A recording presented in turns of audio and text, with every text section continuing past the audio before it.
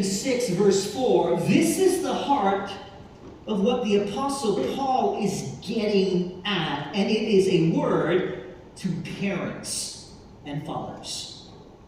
Just to catch us up, as Paul teaches us how to live out the gospel, he gives us a guiding verse, Ephesians 5, verse 21. And he teaches us that every believer is called to submit or mutually submit to one another out of reverence for Christ.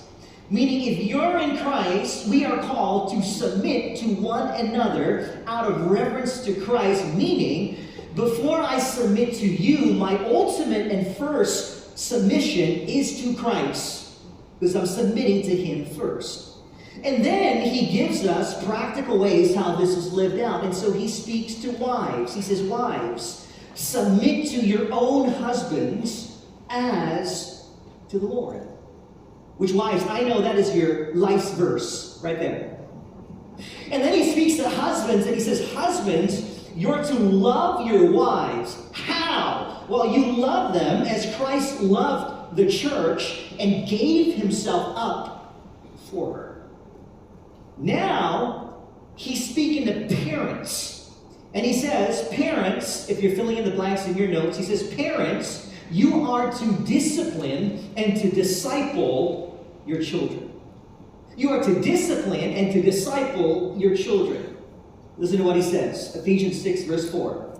Fathers, which mothers are also included. And so this is a word to parents. Now, how do we know this? We know this because just a verse earlier, he would say this. It is for this reason that a man should leave his father and mother's house and hold fast to his wife, and the two are no longer two, but they are now one.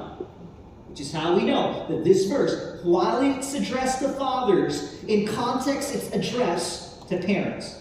He says, fathers, do not provoke your children to anger, but bring them up in the discipline and instruction of the Lord.